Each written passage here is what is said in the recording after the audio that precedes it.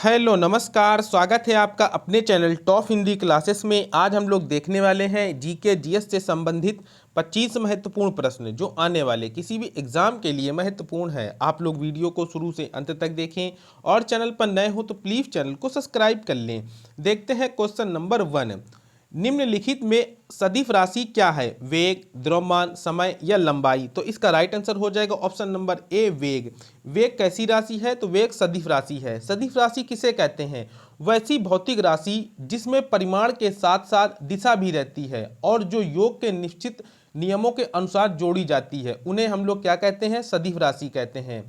सदिश राशियां कौन कौन सी होती हैं? तो विस्थापन, वेग, त्वरण, बल, संवेग, आवेग, ये सभी कैसी राशियां होती हैं? तो ये सभी सदिश राशियां होती हैं। तो इसका right answer option number A हो जाएगा।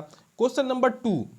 अदिश राशि क्या है? ऊर्जा, बल आघूर्ण, संवेग या उपयुक्त सभी? तो इसका राइट आंसर हो जाएगा ऑप्शन नंबर ए, ऊर्जा। ऊर्जा यहाँ पर कैसी राशि है? तो ऊर्जा यहाँ पर अदिश राशि है। अदिश राशि किसे कहते हैं? वैसी भौतिक राशि जिसमें केवल परिमाण होता है, दिशा नहीं होता है, उसे हम लोग क्या कहते हैं? अदिश राशि कहते हैं। जैसे द्रव्यमान, चाल, आयतन, कार्य, समय, ऊर्जा, ये सभी कैसी राशियां हैं? तो ये सभी अदिश राशियां हैं। तो इसका right answer option number A हो जाएगा। Question number 3। निम्नलिखित में से कौन एक सदिश राशि नहीं है? संवेग, वेग, कोणीय वेग या द्रव्यमान? तो इसका राइट आंसर हो जाएगा ऑप्शन नंबर डी, द्रव्यमान। द्रव्यमान यहाँ पर सदिश राशि नहीं है। द्रव्यमान यहाँ पर कैसी राशि है? तो ये अदिश राशि है। और संवेग, वेग, कोणीय वेग, ये सभी कैसी राशियां हैं? तो ये सभी सदिश राशियां हैं। तो इसका right answer option number D हो जाएगा। Question number 4। एसआई पद्धति में लेंस की शक्ति की इकाई क्या है? वाट, डायोप्टर, ओप्टर या मीटर? तो इसका राइट आंसर हो जाएगा option number B, dioptre. SI पद्धति में लेंस की क्षमता की इकाई क्या है? तो डायोप्टर है। तो इसका right answer option number B हो जाएगा। Question number 5। विद्युत मात्रा की इकाई क्या है? एम्पियर, ओम, वोल्ट या कूलाम्ब? तो इसका राइट आंसर हो जाएगा ऑप्शन नंबर ए, एम्पियर। विद्युत मात्रा की इकाई क्या है? विद्युत मात्रा की इकाई एम्पियर है। तो इसका right answer option number A हो जाएगा। काफ़ी इंपॉर्टेंट प्रश्न है, आरआरबी के एग्जाम में काफ़ी बार पूछा गया है, तो आप लोग इसको ध्यान भी रखिएगा। Question number 6। कैंडला का मात्रक क्या है? ज्योति फ्लक्स, ज्योति तीव्रता, ज्योति प्रभाव या ज्योति दाब? तो इसका राइट आंसर हो जाएगा ऑप्शन नंबर बी, ज्योति तीव्रता। कैंडला का मात्रक क्या है? कैंडला का मात्रक ज्योति तीव्रता है। तो इसका right answer option number B हो जाएगा। Question number 7। पास्कल इकाई है आर्द्रता की, दाब की, वर्षा की या तापमान की? तो इसका right answer option number B हो जाएगा, दाब की इकाई है। पास्कल किसकी इकाई है? तो पास्कल दाब की इकाई है। तो इस तरह right answer option number B हो जाएगा। Question number 8।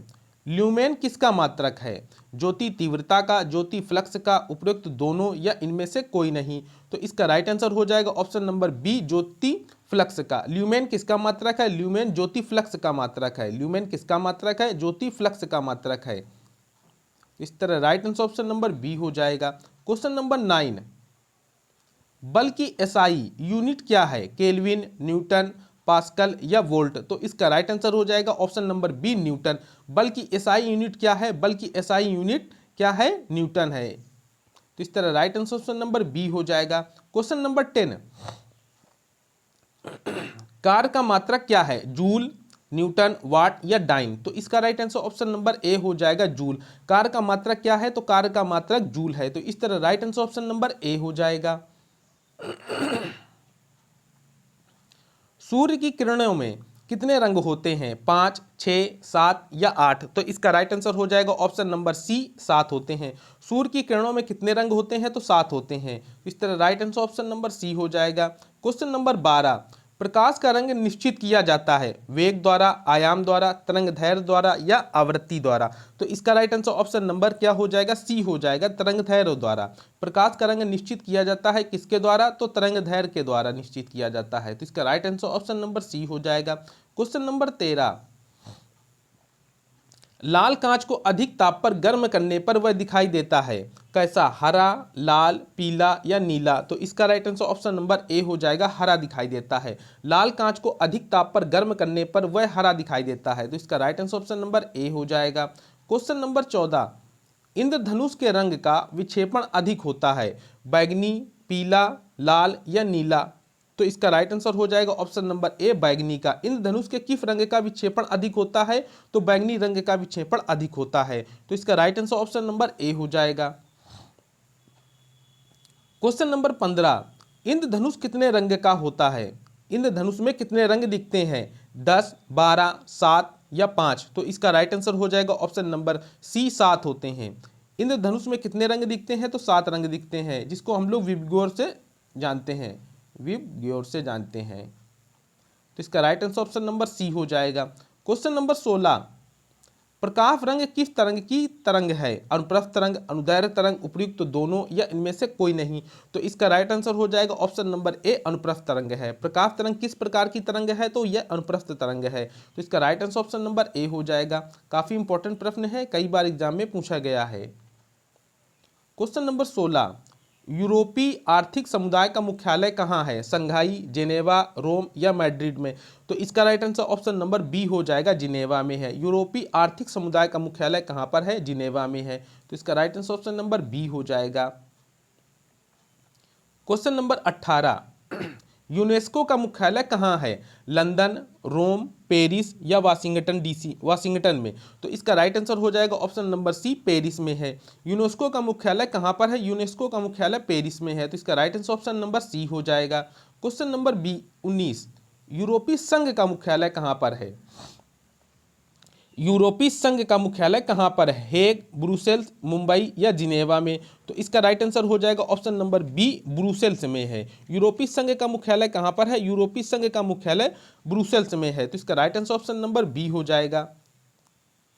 Question number 20, SAARC का मुख्यालय कहाँ है? सार्क का मुख्यालय कहाँ पर है? डरबन, मुंबई, काठमांडू या जिनेवा में? तो इसका राइट आंसर हो जाएगा ऑप्शन नंबर बी, सार्क का मुख्यालय, इसका right answer option number C हो जाएगा। सार्क का मुख्यालय कहाँ पर है? तो यह काठमांडू में है। सार्क की फुल फॉर्म क्या होती है? तो the south Asian association for regional corporation. और इसको हिंदी में क्या कहते हैं? अभी तो हमने आपको इसको इंग्लिश में फुल फॉर्म बता दी है, इसको हिंदी में क्या कहते हैं? तो दक्षिण एशियाई क्षेत्रीय सहयोग संघ। क्या कहते हैं हिंदी में? दक्षिण एशियाई क्षेत्रीय सहयोग संघ, इसको हिंदी में कहते हैं। और इंग्लिश में क्या कहते हैं? The south Asian association for regional cooperation, इसको हम लोग इंग्लिश में कहते हैं। इसका मुख्यालय कहाँ पर है? तो इसका मुख्यालय काठमांडू में है। और इसकी स्थापना कब हुई थी? तो 1985 में हुई थी। कब हुई थी? 1985 में हुई थी। और इसके सदस्य देश कितने हैं? तो भारत, पाकिस्तान, बांग्लादेश, नेपाल,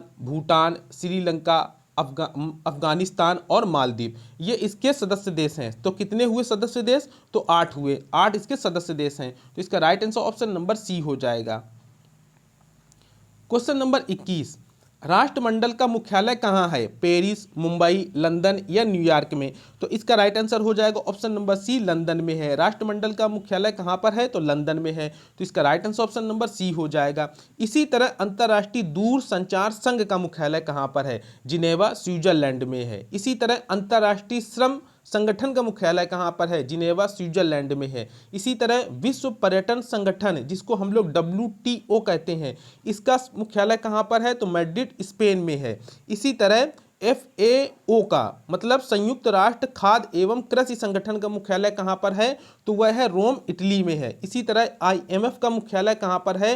तो वाशिंगटन DC मतलब अमेरिका में है। इसी तरह वर्ल्ड बैंक का मुख्यालय कहाँ पर है? तो वाशिंगटन DC में है, मतलब संयुक्त राज्य अमेरिका में है। इसी तरह यूनेस्को का पेरिस, फ्रांस में है। इसी तरह अंतर्राष्ट्रीय सामुद्रिक व्यापार संगठन का मुख्यालय कहाँ पर है? तो लंदन, ब्रिटेन में है। इसी तरह WHO का मुख्यालय कहाँ पर है? जिनेवा, स्विट्जरलैंड में है। इसी तरह विश्व मौसम विज्ञान संगठन का मुख्यालय कहाँ पर है?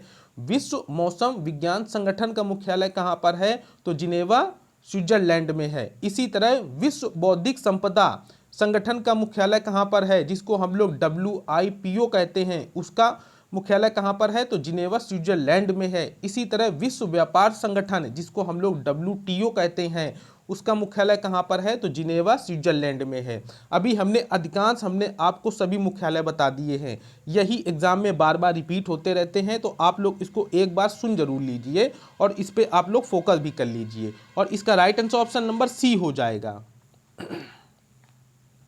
Question number 22, an autobiography of an unknown Indian नामक पुस्तक किसके द्वारा लिखी गई है? महात्मा गांधी, नीरज सी चौधरी, सलमान रुश्दी या आर के नारायण? तो इसका राइट आंसर हो जाएगा option number B, Neeraj C Chaudhary. An autobiography of an unknown Indian नामक पुस्तक किसके द्वारा लिखी गई है? तो नीरज सी चौधरी के द्वारा लिखी गई है। तो इसका right answer option number B हो जाएगा। क्वेश्चन नंबर 23, कामसूत्र के लेखक कौन थे? वाण, कालिदास, दांडी या वात्स्यायन? तो इसका राइट आंसर हो जाएगा option number D, Vatsyayana. Kamasutra के लेखक कौन है? तो कामसूत्र के लेखक कौन है? वात्स्यायन है। तो इस तरह right answer option number D हो जाएगा। क्वेश्चन नंबर 24, चरित्रहीन किसकी रचना है? शरत चंद्र चटर्जी, मुंशी प्रेमचंद्र, धर्मवीर भारती या महाप्रसाद द्विवेदी? तो इसका राइट आंसर हो जाएगा ऑप्शन नंबर ए, शरत चंद्र चटर्जी की पुस्तक है। किसकी रचना है? ये शरत चंद्र चटर्जी जी की रचना है। तो इस तरह right answer option number A हो जाएगा। क्वेश्चन नंबर 25, पद्मावती कथा के लेखक कौन थे? मुल्ला दाऊद, दामोदर कवि, जायसी या निराला? तो इसका राइट आंसर हो जाएगा ऑप्शन नंबर सी, जायसी। पद्मावती कथा के लेखक कौन थे? तो पद्मावती कथा के लेखक जायसी थे। तो इस तरह right answer option number C हो जाएगा। इसी तरह विष्णु शर्मा की पुस्तक कौन है? तो पंचतंत्र है। इसी तरह रसकान की पुस्तक कौन है? तो प्रेम वाटिका है। इसी तरह शूद्रक की पुस्तक कौन है? तो मृच्छकटिकम, जिसको हम लोग मिट्टी का खिलौना कहते हैं। बाणभट्ट की पुस्तक कादम्बरी, अमर सिंह की पुस्तक अमरकोश, फिरदौसी की पुस्तक शाहनामा, सूरदास की साहित्य लहरी, सूरसागर, गुलबदन बेगम की पुस्तक कौन सी है? तो हुमायूं नामा। इसी तरह खुशवंत सिंह की पुस्तकें कौन कौन सी हैं? काफ़ी एग्जाम में पूछी जाती हैं, तो आइए हम लोग इनको भी देख लेते हैं। तो खुशवंत सिंह की पुस्तकें कौन कौन सी हैं? Indira Gandhi return, the company of women, Delhi truth, love and little malice, train to Pakistan, burial at sea, ये किसकी पुस्तक है? तो ये सभी खुशवंत सिंह की पुस्तक हैं। इसी तरह इंदिरा गांधी की पुस्तक कौन कौन सी है? तो इटर्नल इंडिया है। कौन सी है? इटर्नल इंडिया है। ये कुछ महत्वपूर्ण पुस्तकें थीं जो हमने अभी आपको बताया है, आप लोग इसको भी ध्यान रखिएगा, काफ़ी एग्जाम में पूछी भी जाती हैं। तो ये वीडियो का लास्ट प्रश्न था। इस वीडियो में अभी हम लोगों ने जीके जीएस से संबंधित 25 क्वेश्चनों को हल किया है। वीडियो अच्छा लगा हो तो प्लीज़ चैनल को लाइक तथा शेयर जरूर करें। मिलते हैं नेक्स्ट वीडियो में। Thanks for watching.